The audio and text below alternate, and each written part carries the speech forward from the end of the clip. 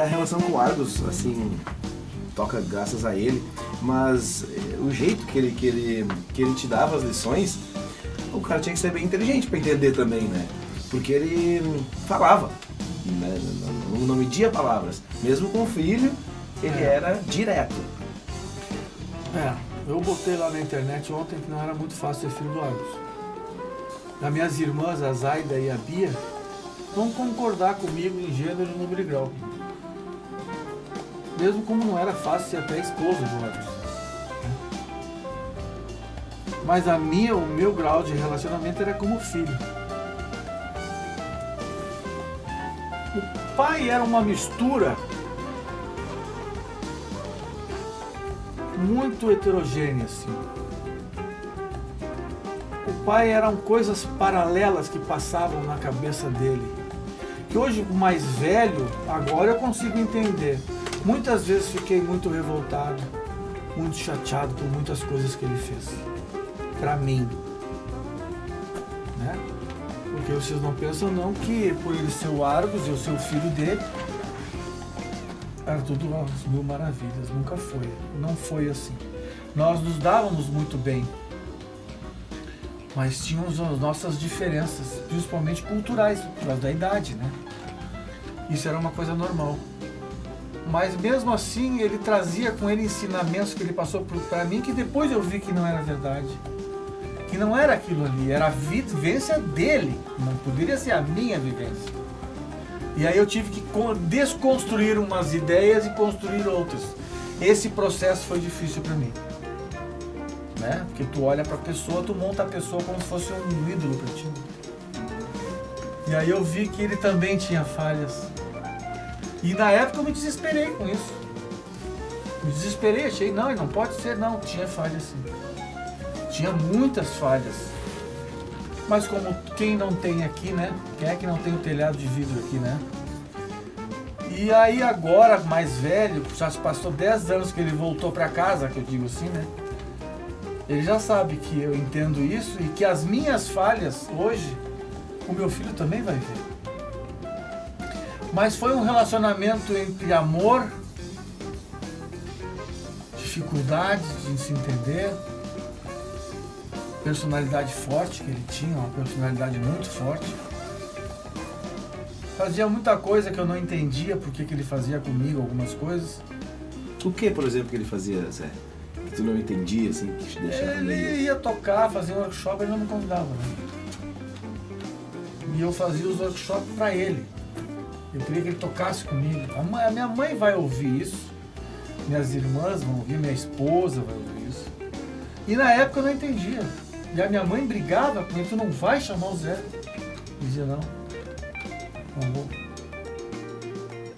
O Zé, quando chegar, eles vão olhar pro Zé, não vão olhar pra mim.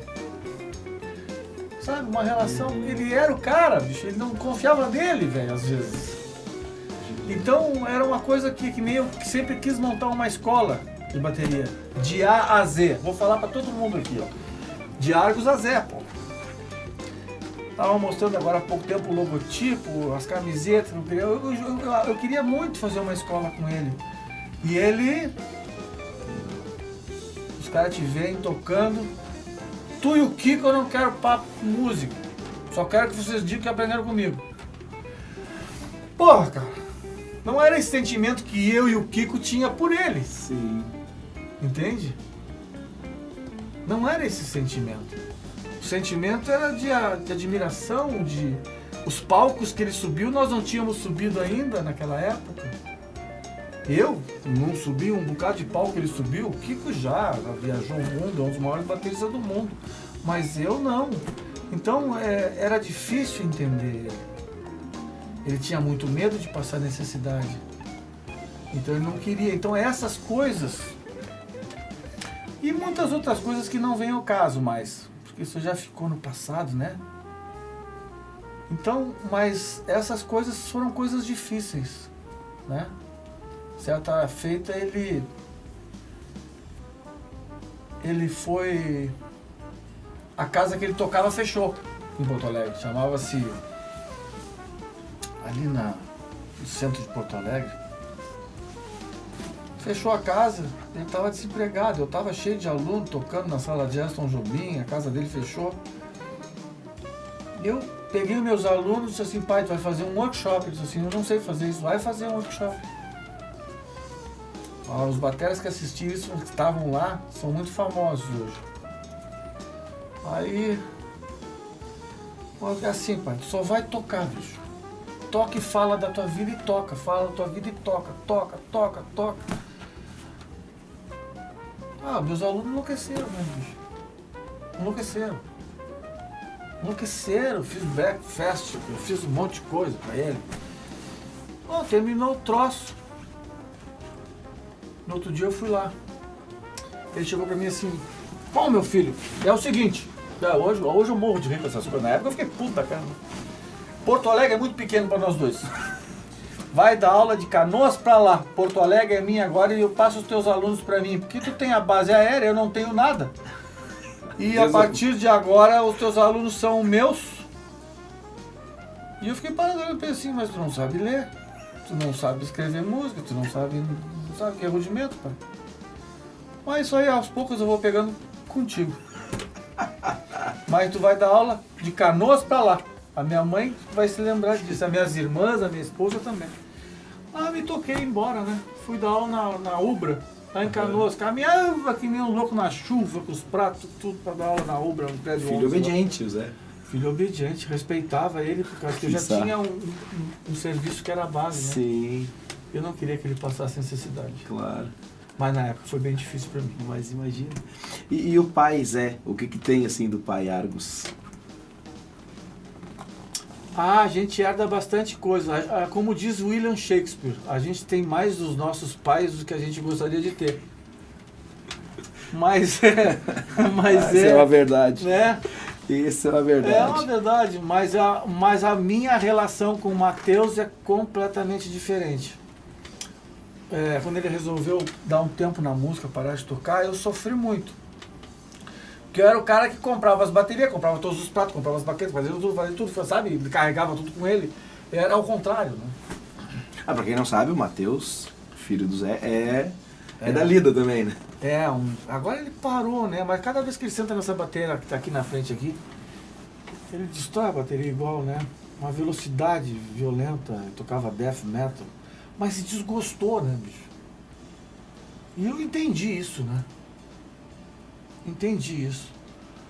Mas a minha relação com ele é de amigo, né? Um amigo, nós tínhamos essa relação, eu e meu pai, ele me ensinou isso aí. Senão eu não dava pro meu filho. Todas as coisas boas que eu dou pro meu filho, é porque meu pai me ensinou. As coisas ruins eu fecho a porta. Claro. Isso não vai passar de mim. Sim. Porque eu tenho que cometer novos erros com meu filho, não os mesmos que meu pai cometeu. É burrice, né, bicho? Boa. Mas então a minha relação é diferente. Com muito amor, com muito carinho, com muito afeto, uma parceria muito grande. Se o meu filho vai ver isso aí, se ele pudesse definir, escreve no caixão alguma coisa aí, ele vai escrever parceiro. Legal. Eu sei que essa palavra ele vai escrever. Legal. Entendeu? Pai, eu tô a fim de fazer tal coisa, por causa disso, tô contigo. Vambora. Vambora. Vamos fazer junto então. Legal. Eu sou muito parceiro dele. Isso eu passei pra ele.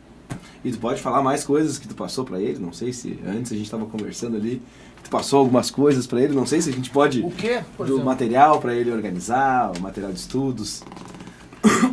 O meu filho, quando começou a tocar bateria, ele não queria tocar o que eu tocava. E aí eu larguei ele na mão de um cara que tem aqui no Rio Grande do Sul, que foi embora agora, tá na Europa. O Maurício Weiman. Tem um gurizinho pequenininho que eu botei na bateria a primeira vez, se tornou um grande músico.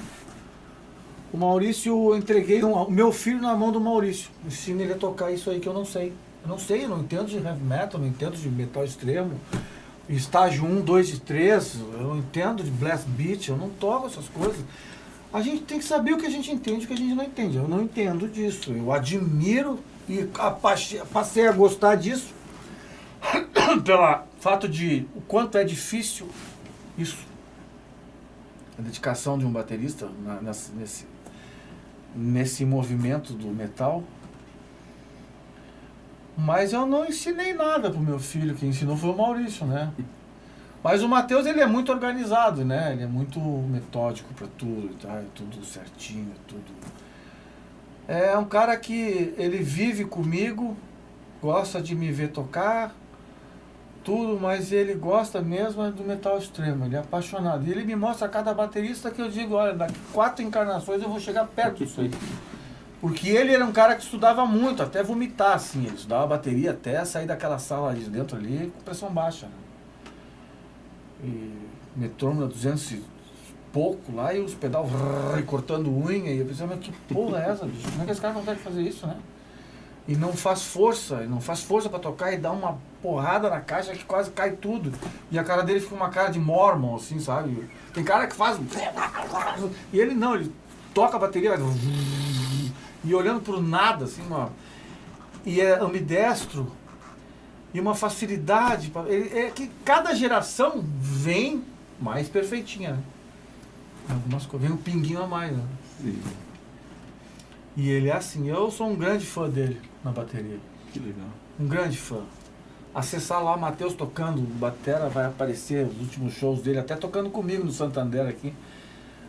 No lançamento do filme do pai, tocando Sting, tocando outras coisas que eu caí, ó, bunda pra trás, o cara tocar. Toca assim, toca assim, toca. É um grande músico que ainda vai voltar a tocar bateria para ser feliz. A minha relação com a bateria é uma relação de medo e amor. Tenho muito medo da bateria. Medo? Medo. É muito medo. É uma coisa que veio lá de pequenininho. O pai me ensinava, né? Esse instrumento, meu filho, ele dizia, tu estraga completamente uma música ou deixa ela muito bonita. Os outros instrumentos tu não nota isso. Ele dizia isso. Pai, eu cresci com uma responsabilidade monstruosa, né? Claro. Então até hoje, quando eu sento na bateria para tocar, eu fico nervoso, eu tremo, eu peço ajuda a Jesus, e depois a coisa acontece. Mas eu tenho minha relação com ela de medo e amor. É muita responsabilidade sentar no instrumento para mim tocar. Que legal. Continuamos. Bom, o Argos tocou com grandes nomes, né?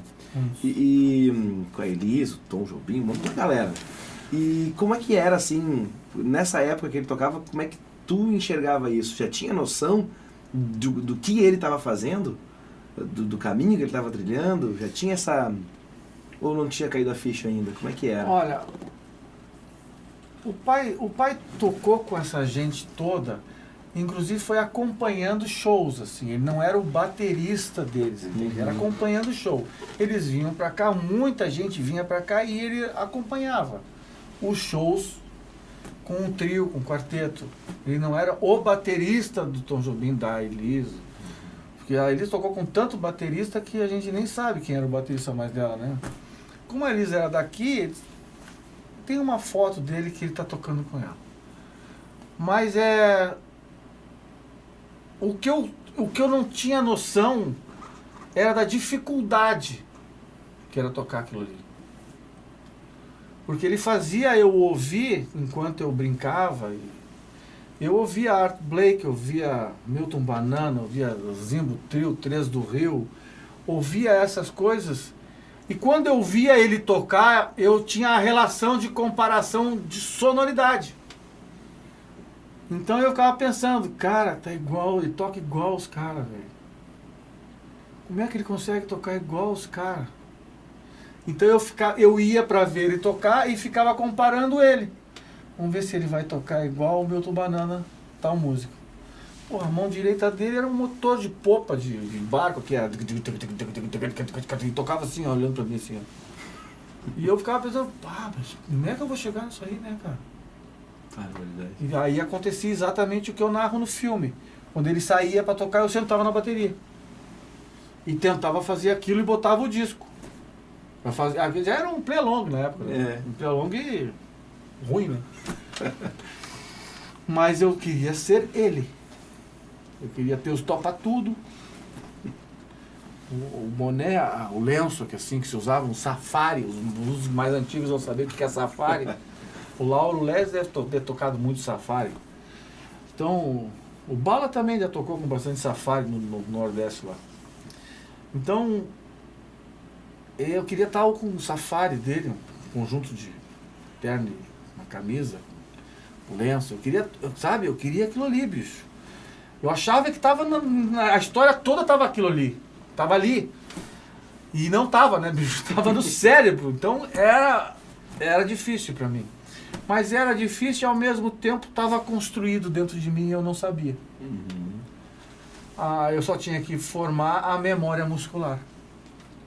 E como eu comecei muito cedo, com 7, 8 anos já a tocar e me interessar por isso,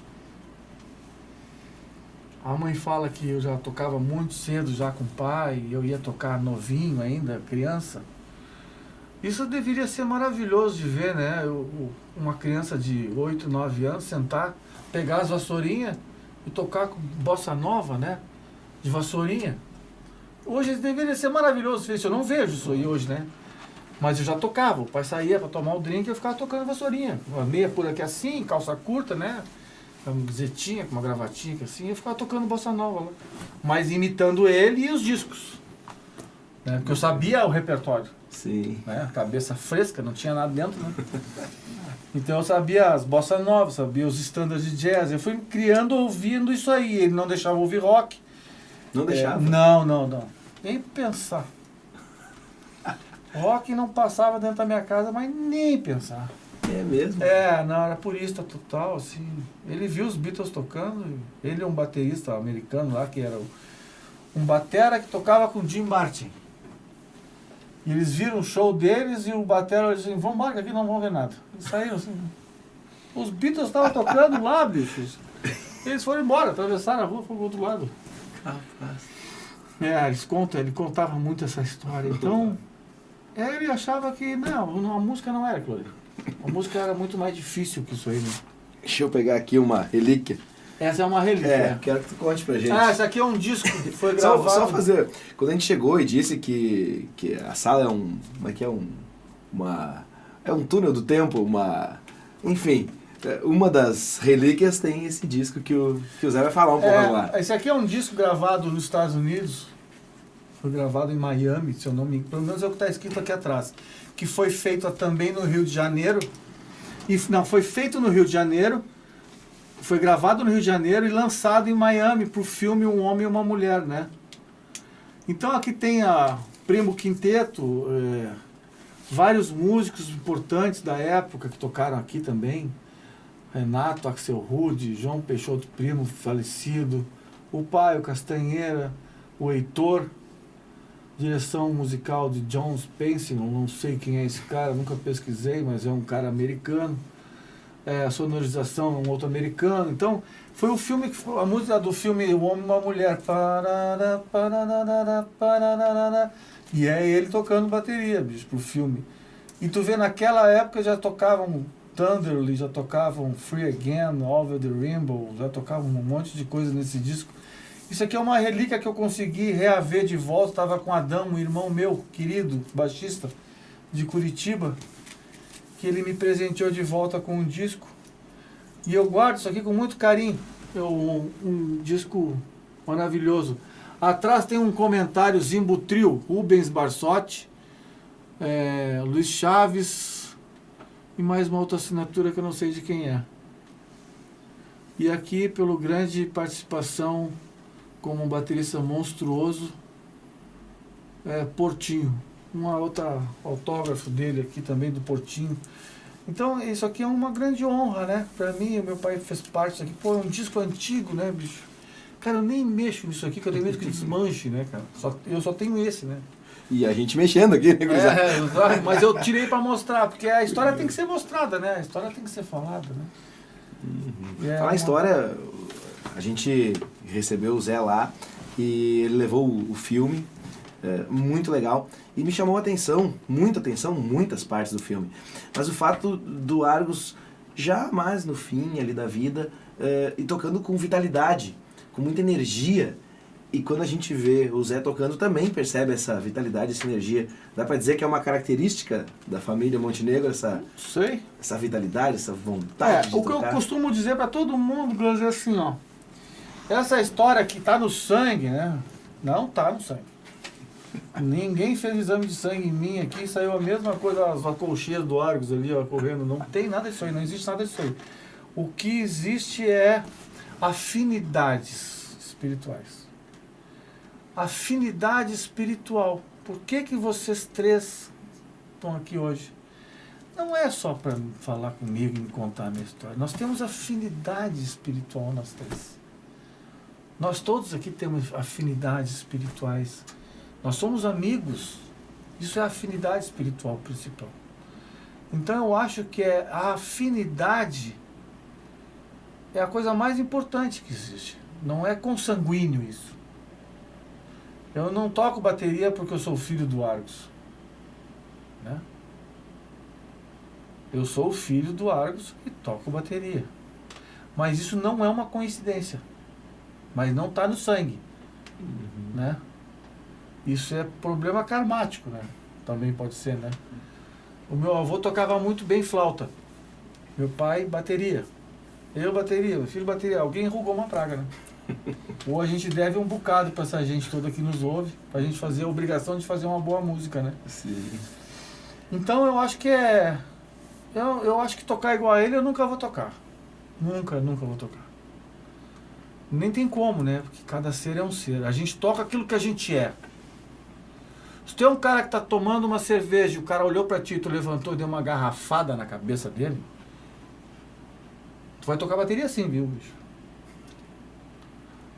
Se tu é um cara que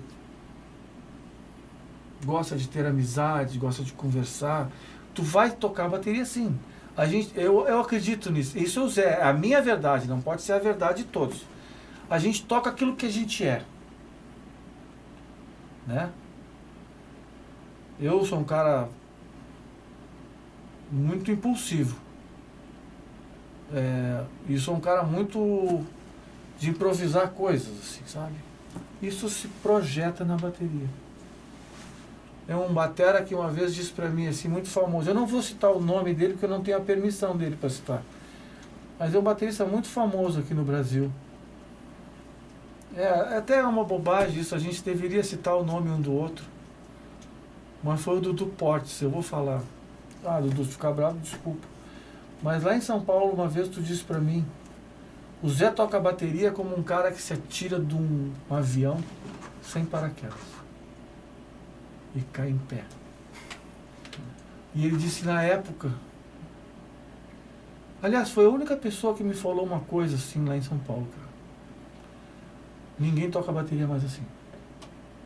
Todo mundo sabe o que vai fazer no início, no meio e no final da música. Eu nunca sei. E eu vou morrer assim, eu não sei, eu me atiro.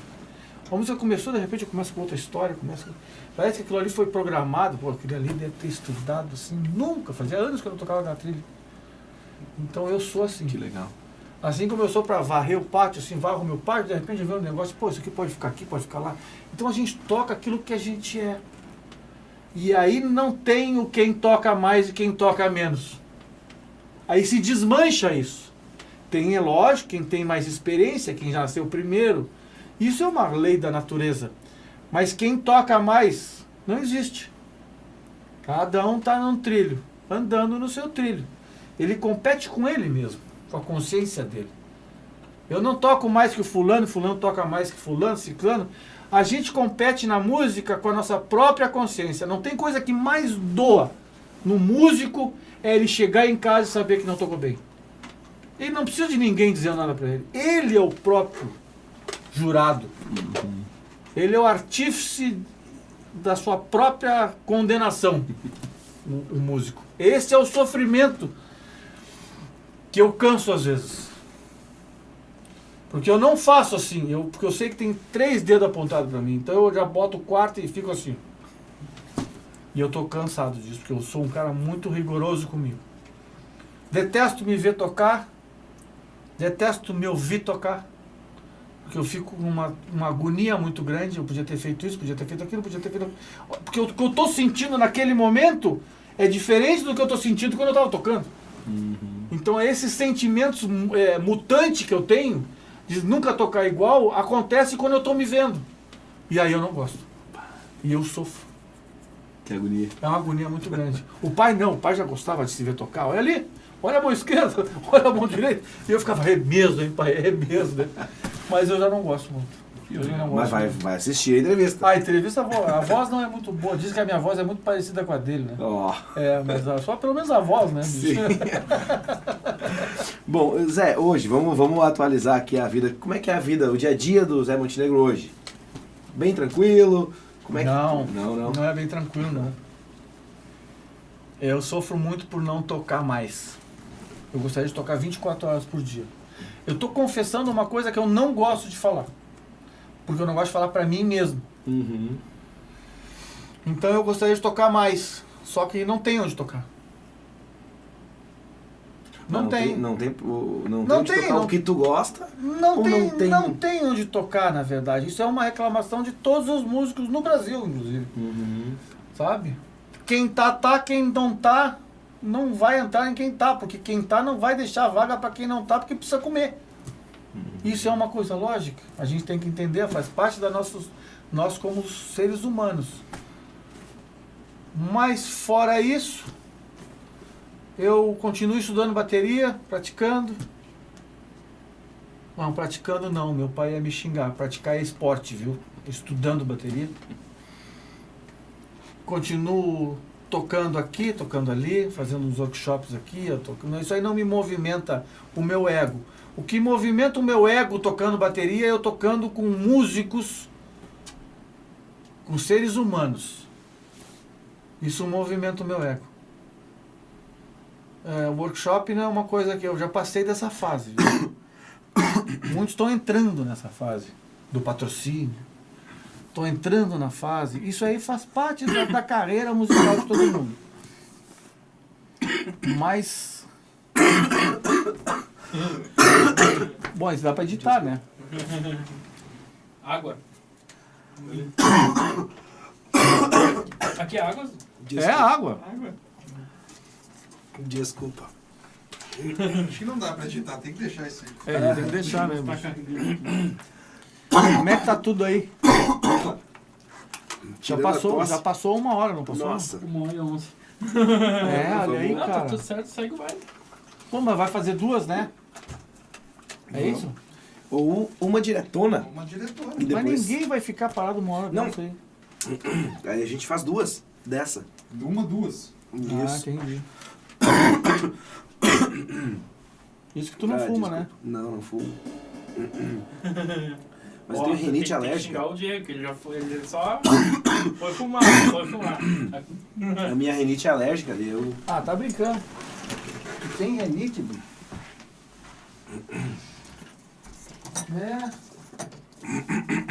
Bicho, falando esses troços, se soubesse como vem coisa na minha cabeça. Meu Deus. Que isso, velho. Como vem coisa na cabeça, cara.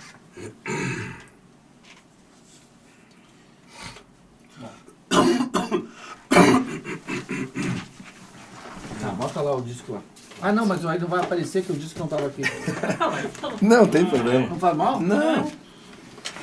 A gente vai saber que teve esse corte. O problema vai saber como a gente parou. Mas eu vou voltar fazendo... Vamos... Deixa eu... Da rotina a gente tava falando. Né? A Do dia rotina dia. de trabalho. E Zé, e hoje tá aceitando alunos? Como é que é a questão de aulas com o Zé? Voltando. Toco com um trio. Fernando Petri e meu querido guitarrista e amigo também, Rafael Brasil. Nós montamos um trio para nós tocarmos, nos divertirmos, tocar por aí. Às vezes a gente consegue entrar em festivais, essas coisas assim. Elaboramos um repertório muito sofisticado, muito difícil também, para mim, né? Toco também com o pessoal lá de Lajeado, o Zoca, Nil. Aluno sempre é bem-vindo, dependendo da vaga, né? Porque eu só dou aula uma vez por semana. E às vezes não tem vaga. Mas eu dou aula direto, umas terças-feiras direto. Às vezes eu abro outro dia para dar aula. Tem alunos que vêm de 15 em 15 de longe, né? Tem os caras loucos que viajam não sei quantas horas aí para poder ter aula. Tem cara que viaja 4, 5 horas de aula, de ônibus, cara, para ter aula, cara. Tem gente que vem da Serra, da São Francisco de Assis, tem gente que vem de São Paulo, tem gente que vem de Florianópolis, tem gente que vem de Curitiba. Sabe, uns caras malucos, bicho, eles são loucos da cabeça, cara, eu digo pra eles. Tem bateristas famosos também, que eu acho eles famosos e excelentes bateristas, eu também não sei o que eles querem aqui. Mas eu me resumo a isso aí, e também a estudar, a ler bastante, a estudar leitura, compor as minhas trilhas, tocar minhas trilhas, ler os meus livros e curtir a minha vida, o momento, tentar curtir o presente, que é um presente. Porque como eu tenho uma ansiedade muito grande dentro de mim, eu estou sempre vivendo lá na frente, sabe? E eu tenho que aprender a viver o presente, que é um presente.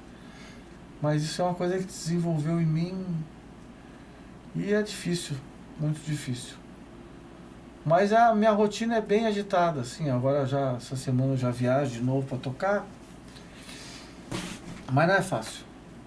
Mas é gostosa, é boa. E por falar em rotina, lá em março, me corrige o Ismael e o Diego, foi março que a gente teve o work com o... Foi março. Foi março. O work era numa terça, na segunda-feira o Zé já foi pra lá, né? Já me mandei. E assim, pra gente foi uma experiência muito legal, que a gente tava começando a confraria, era o nosso terceiro mês, e foi muito marcante assim a tua passagem por lá. Ajudou muito a reforçar o nosso espírito, o nosso espírito de grupo ali, as nossas convicções ficaram reforçadas, claro, pelo que tu tocou, mas muito pelo recado que tu deixou, assim, pelo legado que deixou lá pra gente. E enquanto tu tava falando, eu não sei o que esse pessoal que vem aqui quer, eu sei, eles querem ouvir o Zé tocar, claro, mas também querem ouvir os teus ensinamentos, o contato com o professor. Acho que tem muita coisa legal aí nesse coração. Eu não sei, cara. Eu acho que eu ainda estou construindo o meu caminho, né? Escrever um livro, jamais. É muito cedo para mim escrever um livro ainda. Fazer método também. DVD de aula, eu acho que eu tenho que estudar muito ainda. Não é falsa modéstia, mas é que eu penso assim. A minha criação foi assim. É que eu me dei muito bem com vocês lá, com o Diego, com o Ismael, contigo, com todos lá, porque a minha casa tinha músicos. Era sempre cheia de músicos. E isso eu sinto falta hoje em dia. O músico tá... Um se afasta do outro, né? Pelo menos aqui. Um se afastando um pouco do outro. E eu sinto essa falta, dessa união que existia antigamente. Me empresta teu prato, deixa eu tocar com teu prato hoje. Existia uma confusão maravilhosa naquela época, que não existe mais. Até fazendo um comentário no último workshop meu, eu falei a mesma coisa. Eu sempre falo a mesma coisa a esse respeito. Mas é uma sensação boa. Por isso que eu teria um lugar que eu daria aula de novo, que seria na Battery School, por causa do ambiente é salutar. O ambiente é bom. Ali todos sabem tudo que eu sei. Todos tocam tanto ou mais do que eu. Mas ninguém está preocupado com isso. Estão preocupados, tu tomou teu café hoje, tu tá gripado? Tu tá isso, sabe? Tu vamos comer uma cuca? Vamos tomar um café? Eu te levo lá, não, mas eu tô sem carro, não, mas eu falo com fulano, sabe? Não, mas eu vejo isso entre eles, assim. E não era comigo porque eu era o Zé Montenegro, não, eu vi entre eles isso. E isso me senti, eu relaxei e fiquei em casa. Eu fiquei na minha zona de conforto maravilhosa, que era a minha casa antigamente. E eu via isso, né? O pai emprestando pedal para um, pegando o prato do outro, que era melhor que o dele, emprestando uma estante pro outro. Pai, me empresta aquela tua estante. Tu não tem uma estante que é assim? O pai dizia assim. Imagina, hoje em dia... Ah, mas tu quer uma assim, cara? É, a minha é assim, olha, eu quero uma assim, sabe? Então... E seria uma coisa que... Isso me agradou muito, mas... É isso que eu sinto muita falta hoje em dia. E tem muito mimimi demais. Tem muito mimimi demais entre os próprios músicos. Aliás, o Brasil está passando por uma situação muito difícil. Mas tem muito mimimi, é baixar a cabeça. Agora mesmo, um querido amigo veio da Expo Music. Diz que numa... Eu não sei se isso é verdade, mas estante lá tinha um troço. Não damos endorser. Pô, os caras só iam para pedir endorser, bicho. E vai para conversar com aquele cara que está lá, que é um grande baterista, tentar sugar alguma coisa dele. Porque tu não é lojista, né? Sim. Até tá faltando um evento no Brasil que seja voltada para músicos tocarem e darem aula, não para vender instrumentos. Isso aí deixa para Expo Music. Então, se eu fosse, como eu já fui muitas vezes à Expo Music, eu fui para ver o cara lá, ó, bicho, tudo bem, meu nome é Zé Montenegro, eu sou baterista. Como é que tu faz a levada aquela do disco tal, e já anotando a levada, né, bicho? É semicolcheia pontuada no pé direito, sabe? Eu sou apaixonado por aquilo ali, isso aí, mas não para pedir endorser, para tirar fotos e fazer... Cara, bicho, os caras perdem a oportunidade de aprender, se achando que são professores, né? Que nem um cara disse pra mim, eu dou aula há 5 anos. Parabéns. Falta muito para tu conseguir dar aula de verdade. Tem muita gente para passar pela tua mão ainda. Pode fazer a próxima pergunta. O cara tá morrendo. Ali. Eu aproveitei a resposta para tomar um pouquinho de água. E aí no meio do gole ele tá... Próxima pergunta. Que sacanagem, né, cara? A próxima pergunta... Deixa eu respirar. É muita emoção. Pá. A gente fala muito, Zé, que o que o Zé aprendeu com o Argos e tal, mas quem ensinou o Argos a tocar? Ninguém. Quem ensinou o Argos a tocar foi ele mesmo, ele trouxe com ele isso aí. Porque não tinha como, antigamente, nem disco tinha, né? Em 54, quando ele saiu do exército, o que ele tinha de parâmetros eram conjuntos melódicos. Que era um bombo, o tamanho de um bonde, um prato pendurado, um pé na cadeira, uma baqueta pequenininha na mão esquerda, uma vassourinha fazendo... Isso era tocar bateria, né? Aqui, pelo menos, não tinha máquina tipo... O Calcanhoto já tocava. E ele viu o Calcanhoto tocando. E o pai tocava pandeiro do lado do grupo melódico. Um dia o Calcanhoto disse pra ele, toca aí. E o pai sentou na bateria e saiu tocando. Nossa. Isso foi dito pelo Calcanhoto pra mim, até enquanto ele estava aqui com a gente, o querido Calcanhoto. Mas ele era um autodidata. E é claro, os discos ensinaram ele muito, né? E um cara muito esperto, muito vivo, foi ouvindo. Mas alguém que tenha dito, eu não conheço ninguém que tenha dado aula pro pai. Porque naquela época não existia isso aqui, né? Sim. Então ele foi um autodidata que foi se agarrando em tudo que ele podia. Como todos os músicos aqui, São Paulo, Paraná, todos os lugares do Rio, eles iam se agarrando do que eles podiam ter. Eles estavam começando a história, né? Eu toquei há muito tempo com o Conjunto Gaúcho e o nosso gaiteiro, Luiz Borges, morava no interior de Soledade e ele disse que hoje em dia é muito tranquilo tirar uma música, por exemplo. Que na época dele, ele tinha que ficar ouvindo a rádio, torcendo para tocar aquela música e quando tocasse, tinha que prestar muita atenção. E depois de ouvir, tinha que ir pra gaita para praticar aquilo que ele tinha ouvido e torcer para tocar de novo a música para comparar, para ver se estava certo. Então isso desenvolvia um lado musical assim, bem... a percepção musical era muito grande. Isso. Né? E hoje algumas facilidades tem umas consequências como essa, por exemplo. Tu bota ali, tem softwares que tiram a música pra ti. Exatamente. Então, são Eu facilidades. tenho dificuldade de assistir vídeos, Uhum. mas eu não tenho dificuldade de ouvir um disco. Sim. Porque eu sou da geração de ouvir, não de assistir. Uhum. Então eu tenho uma dificuldade enorme de ver um cara tocar bateria, me dá uma agonia desgraçada às vezes. Mas eu tenho facilidade de ouvir. O cara me traz o disco dele, eu ouço várias vezes o disco, fico ouvindo, e imagino ele tocando, que essa foi a minha fórmula de montar minhas coisas, né? Sim. É por aí a coisa. Que legal. Zé, a gente tá indo pro fim desse bate-papo. Quero agradecer de verdade, quero agradecer ao Diego, ao Ismael, a oportunidade de que eles encabeçaram essa ideia da confraria e reuniu alguns bateras que já se conheciam. A maioria a gente não conhecia, a gente conheceu ali. E como o Zé bem disse, tem uma afinidade bem grande. Todos os meses a gente se encontra, uma vez por mês. E já tá ficando pouco, a gente já quer se encontrar mais. E então já ouvia o Zé Montenegro, já via ele tocar.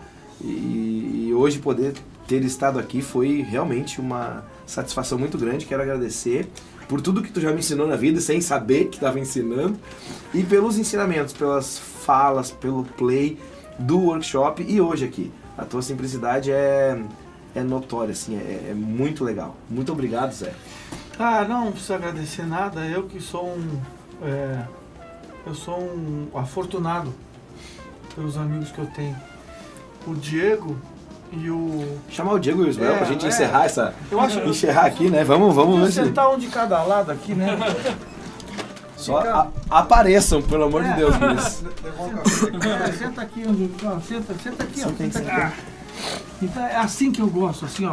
Bateras juntos, essas coisas assim que eu gosto, músicos juntos. Então o Diego, o Ismael, o Gus, que são desse paraíso chamado Batera School, é um paraíso também porque é onde tem músicos e baterias junto e pessoas boas de coração, é o que interessa. Eu queria agradecer do fundo do coração a lembrança, né, de estar aqui comigo hoje. Eu sou uma pessoa privilegiada por ter amigos que nem eu tenho, por ter até admiradores que eu não conheço. Me sinto privilegiado. Hoje em dia é tão difícil alguém ser admirado por alguma coisa. Então eu me sinto muito privilegiado por tudo. Musicalmente, talvez eu não tenha nada demais para passar para ninguém, porque já existe tanta coisa boa em termos de bateria no planeta, que eu seria só mais uma história a falar. Mas cada vivência é um mundo à parte de cada um. Cada um mereceria ter um filme da sua vida. O que eu deixo de carinho para todos é uma admiração que todos têm que ter, o respeito pela música. A música é muito difícil.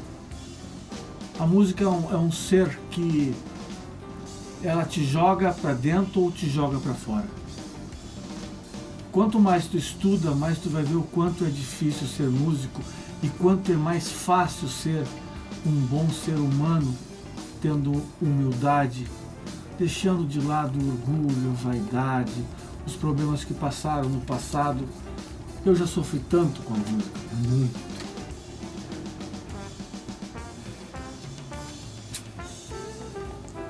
Obrigado por tudo.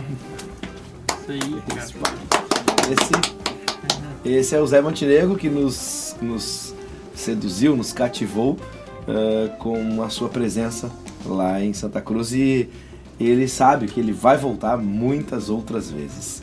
Quem gostou do vídeo, deixa o seu joinha aí, assina o canal e não deixem de curtir o nosso canal, porque muitas novidades, e como eu disse, não é promessa de político, ele vai voltar. Em breve, Zé Montenegro de novo aqui com a gente. Valeu, gente, até o próximo vídeo.